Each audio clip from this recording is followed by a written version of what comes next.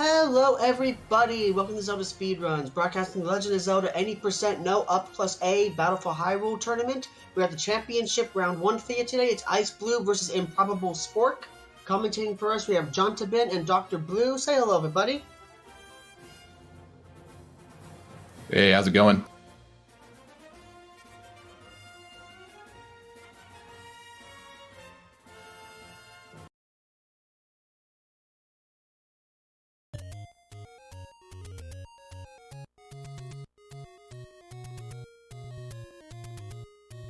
Okay. Hello, Annie. Ooh, my back just popped. That actually felt good.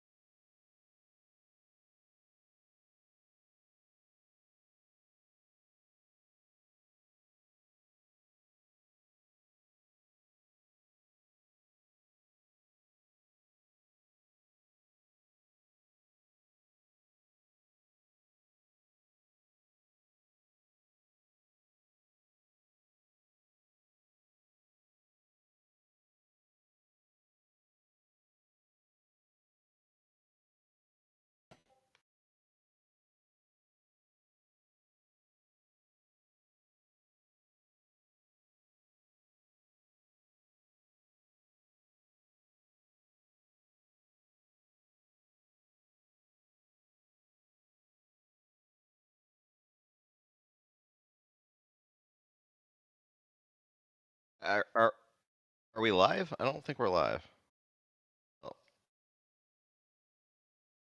Oh, I believe we are live.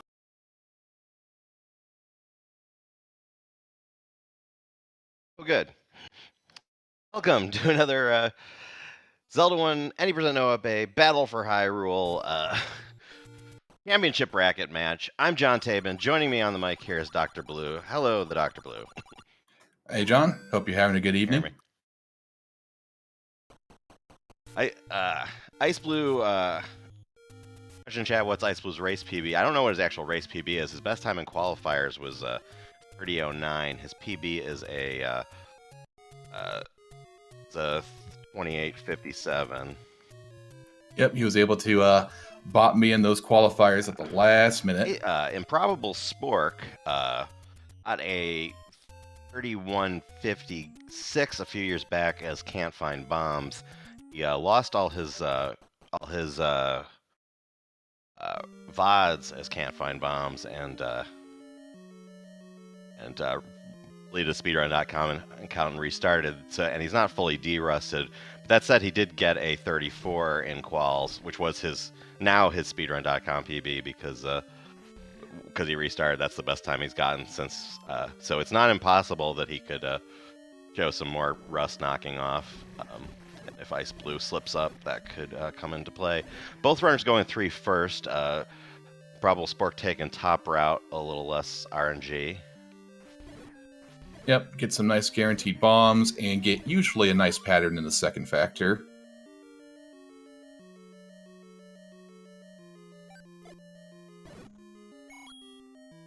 Ooh.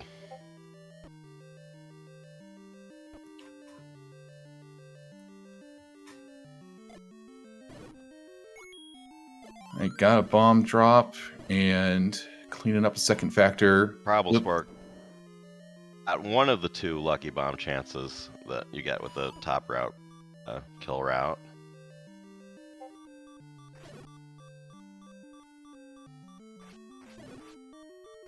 Oh. Apparently Dr. Blue is audible on stream but not in my ear. Let me see if I can fix that. Yeah, we're just talking over each other. No big deal.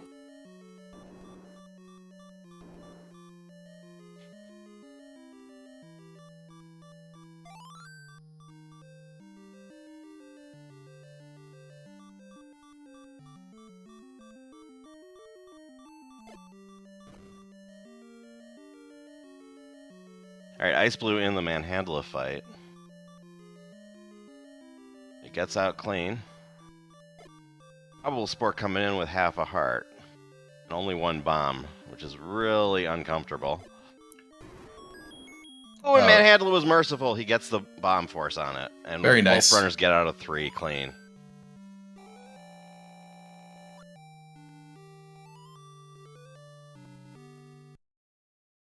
Now for level 4.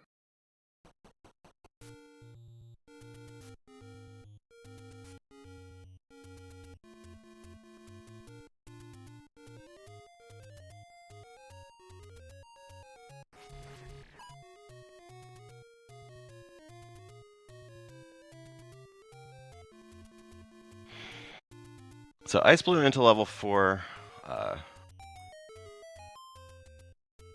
ImprobableSpork not far behind him. Yep. Pretty samey on bombs and everything.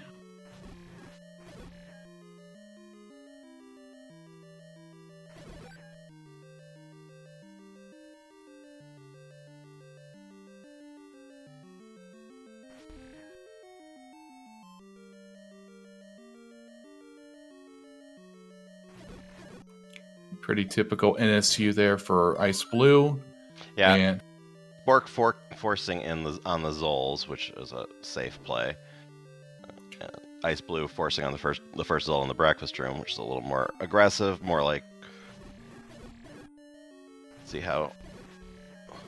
Yeah, Spork being very careful here because 4 is one of those places where if you run out of bombs, it's really a pain. You'll have to circle back probably. yeah, for sure. You want to just make sure you got your bombs and you have your health for Gliok. You don't want to have to spend all that time to come back and complete the rest of it later. Yeah, and Spork did also get the force in on the Zol in the breakfast room itself, so he's very comfortable on bombs for now. Yeah, I also go for that Zol bomb in races just to make sure, because you never know what can happen in the breakfast room or later. Yeah, certainly if you come out of 3 low on bombs in a race, it helps to take those extra seconds to get that extra force. Iceblue coming in into these Vires, he gets a pretty good pattern, gets his bomb force, and he will head into Gliok. Spork sitting there on the clip gets it without too much issue. Now Iceblue taking out Gliok. The classic typewriter maneuver. Alright, no troubles with Gliok. He's out with full health on his way to level 1.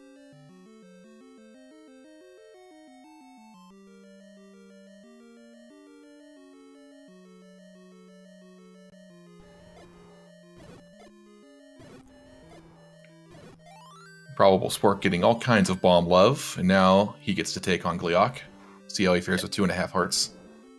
Now, 1 force and 1 lucky bomb there, so he's in good shape for a while on bombs, but this Gliok fight on 1.5 hearts is not free. Down to half a heart. Now, a lot of people will just leave level 4 and come back here. Let's see what he chooses to do. He's going to go in for round 2, which is, if you can beat Gliok on round 2, this is faster than coming back, but if you can't, then it quickly becomes slower.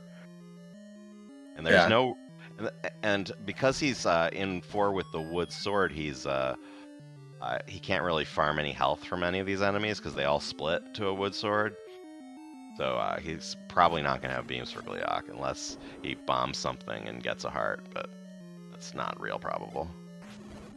You just played a bomb there, probably for hopes for a heart, or maybe thought he had a count.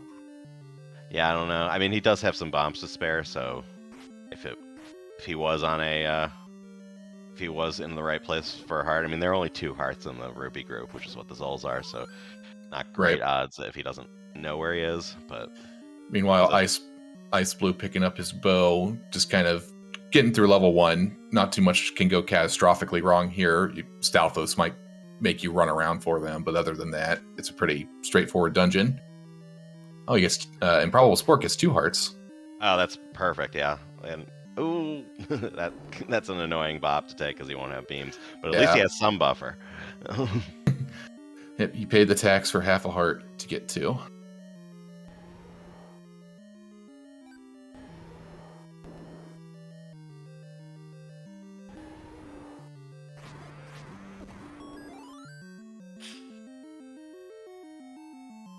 See, he hugged the green head there. That's because the green head does less than half a heart of damage, so it's safer than the fireballs in the red head.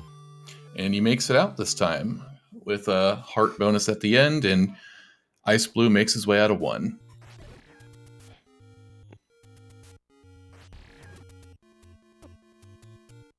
And gets a kiss from the blue Octorok.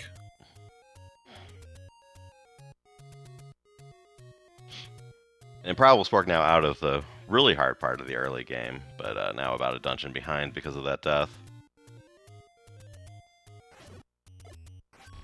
This screen scroll he's skipping is unusually hard, even though it's the same scroll we do on a whole bunch of other screens. That Zora in the water right there just makes it, gives you less time to set it up, and it's so easy to mess up. That's why he just decided to walk there. Yeah, it's one of the more aggravating scrolls if Zora pops up at just the wrong time. Iceblue stopping for the Armos. A lot of people at his level will skip that almost always in a PB attempt, but in a race, you want those extra arrows. He'll need 140 rupees total for the meat and wood arrow shopping, and then every rupee on top of that is an arrow. So because he's already at 40 coming into 2, everything he can... everything he picks up here will be more ammunition if he chooses to do arrow strats later on, which are usually easier than the alternatives. Spork gets through the Stalfos room pretty cleanly. Iceblue making his way up level 2. Gleeok giving him a little grief, but he got the heart back.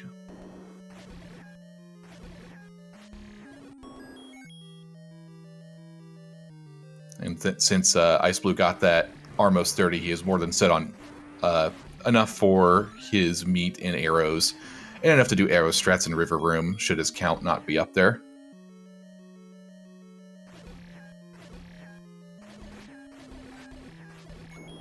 Pretty good cooperation from the ropes in that room. They all stayed north, gathering up all those Gleeoks, all those Gorillas for a 2-bomber for that room. Pretty solid. And Dodongo behaves. Yeah, so Iceblue now heading into a really tough part of the run on this overworld walk as he gets his 100 secret and then heads over to level 5. He's going to try and build up a count so that he's at 8 or 9 by the time he gets to the 6 blue dark nuts coming up, where you really want to force a bomb in that room because blue dark nuts take 8 hit points of damage. A bomb does 4 points. A wood sword only does 1. So the room takes considerably longer if you don't use bombs. And there are so many dark nuts that you probably want more than the bombs you came in with to complete it. And blue dark nuts do not naturally drop random bombs. You have to force to get them there. Almost got bopped on the Armos 30 screen because those green moblins are really taking over the top part there, but he squeezed through without trouble. I call those blue moblins. You just said green moblins. That's fascinating. The color palette of the game does vary from in different formats, like if you're on an emulator or a console or a RPG console or whatever. Yeah, I guess I've always seen them as just like a dark green color. Ooh, Iceblue got he got the heart back, which is nice, but that Tektite stole his count away. It's low now. I think it's probably 2 or something. But as long as he can keep beams and get the keys in the basement, he should be fine. Yeah, it won't be the ideal 9 count, but it could be high enough for him to get a bomb without too much pressure. He kills both the Gibdos Blow the River on the way, and usually you leave one so you can get a force on the way back, but in this case, I think the count's more valuable than whatever you could do with it on the way out from the recorder. Yeah, for sure. Having a high count is pretty paramount. I will stop in the basement to kill a stray keys just to get the count up by 1. It can just save so much time in recorder room. Speaking of, here we are. Yeah, and I think he's at least 8, so... There's 1. There we go. Yeah, I can count. It's easier when you're not running the game. Oh, yeah. You completely forget how to count to 3, let alone 10 when you're in the middle of a run.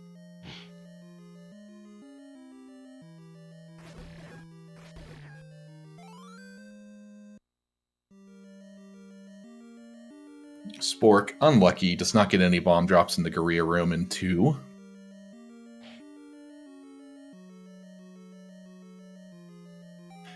And Iceblue did not get hit, I believe, through the entire ordeal for quarter room, so he may be carrying another count, although he did kill that second Gibdo already. Yeah, it's cropped out of the restream, but we have his face cam. He looked pretty happy with that recorder time, so... Yeah, it's one I would always take in a race, for sure.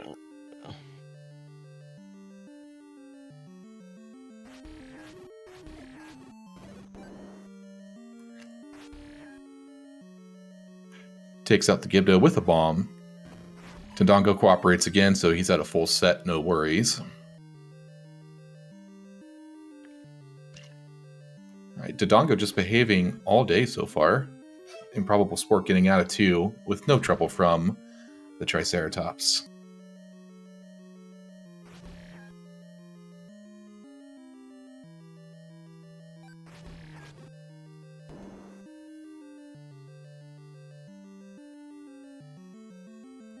It's Spork on his way to 5 now. Building his count. Ooh, and Iceblue goes up the middle. That's saves about a quarter of a second over the safer path at the bottom of the room. It's a lot easier with beams. Some of the really aggressive runners will go for that even without beams, but always pretty to see. Because when I first started watching this game, so in 2017 or so, that people weren't even doing that in world record attempts yet. So it's fun to see that it's just like a standard strat in a race these days. Yep, for sure. You can do some like fancy half tile movement to get around the first bunny without beams, and as long as the patterns are good, you can usually avoid the bop, but sometimes you'll just get hit.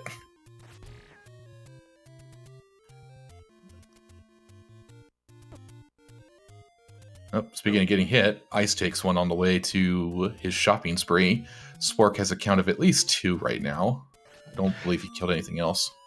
Fast Octoroks are low-key one of the worst enemies, because they look exactly like slow Octoroks, which are one of the easiest enemies, but they can just dart at you and take away your count and your beams, like what just happened to Iceblue. You know, always got our watch out for him. But he has plenty of arrows for arrow strats, should he not build a count up to use bomb strats here. Meanwhile, ImprobableSpork also killed both Gibdos in the opening room, so his count's at least at 4 now. And both runners took the safe route around the blue dark nuts in this diamond staircase room. You can actually stutter and then walk to the quick part of the diamond staircase and clip in, and the blue dark nut won't invade your space, at least not immediately. But during a race, absolutely no stress about taking another second, maybe half second, just to... Not great at